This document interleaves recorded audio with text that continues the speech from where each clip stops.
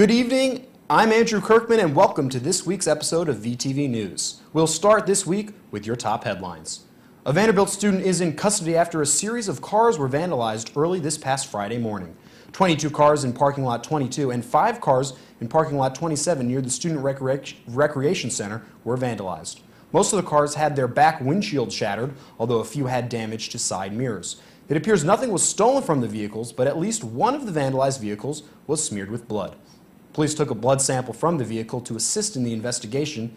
VUPD acknowledged on Friday that they had someone in custody but would not release the name pending a completed investigation. No charges concerning the car vandalism have been filed.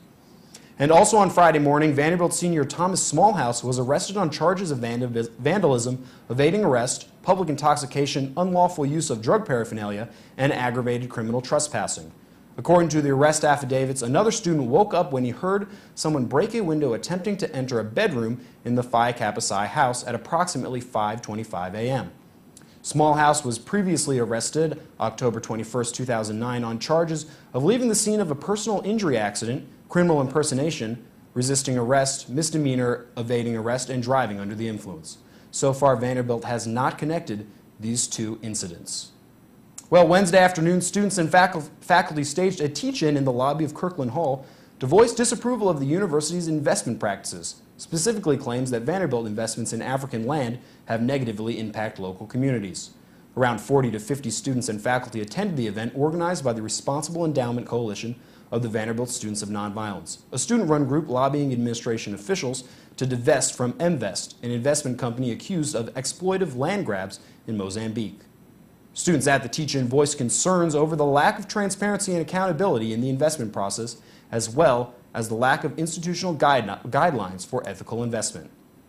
Now that one of the oldest groups of buildings on campus, Kassam Quad, is being demolished, some Vanderbilt students and alumni will want to hold on to a piece of Kassam.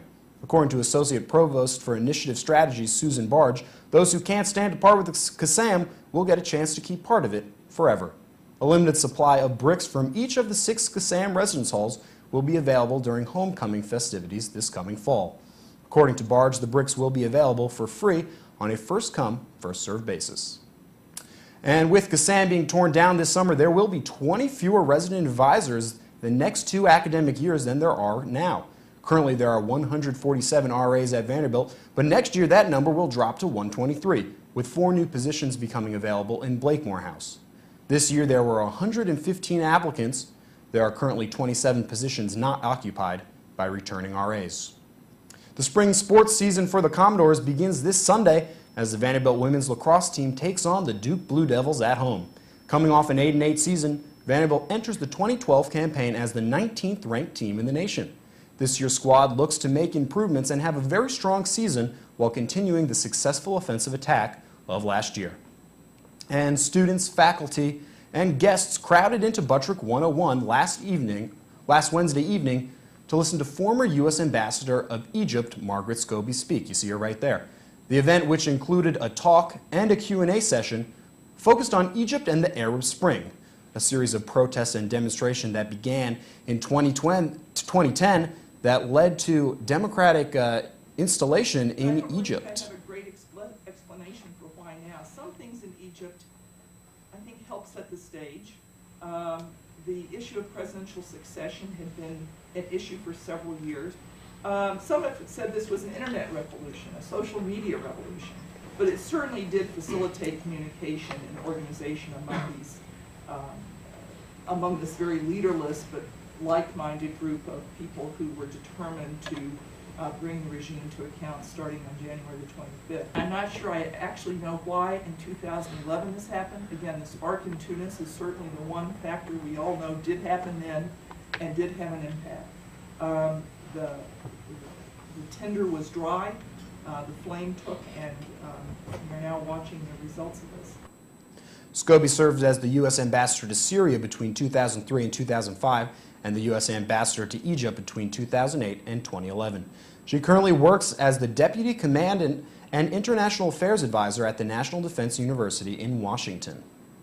Well, next Friday night begins Vanderbilt's annual dance marathon. In the weeks leading up to the big event benefiting the Monroe Carroll Jr. Children's Hospital, Dance Marathon has been holding other events. one of them being a carnival at the hospital for the kids. Here's a look back at last week's event.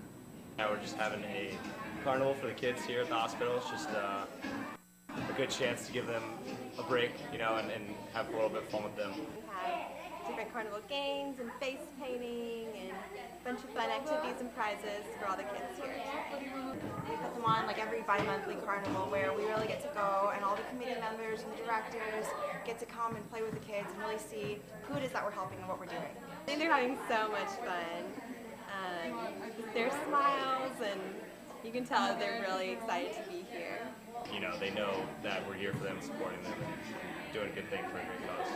The hospital will accept any patient regardless of financial ability to pay, and I think that's something that really makes it so special and makes all of our efforts so worthwhile. It's something that's so important in the Vanderbilt community because it's always focused on, you know, yourself or your academics, or, you know, we work hard and we play hard, and that's really important.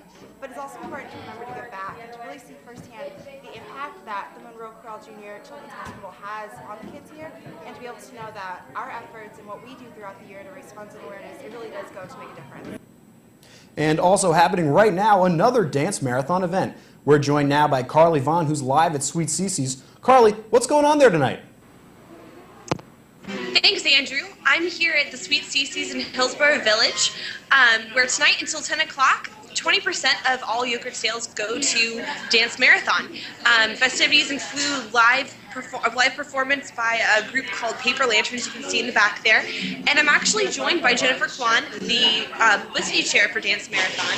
And so she can tell us a little bit more about what Dance Marathon is and what this event does to help support it. So what exactly is Dance Marathon? Yeah, Dance Marathon is Vanderbilt's largest student-run philanthropic organization. We've been around, this is our 10th year and coming, and so far we've raised over $1 million to benefit the Monroe Corral Jr. Children's Hospital here at Vanderbilt.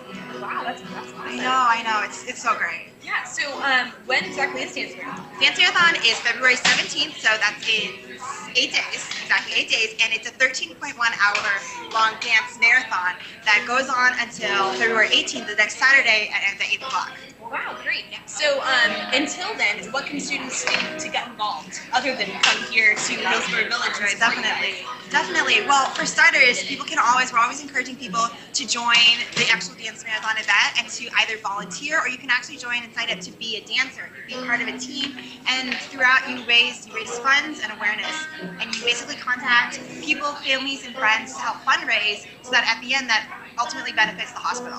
Okay, great. Yeah. I mean, anything else that you'd like to add about Dance Marathon?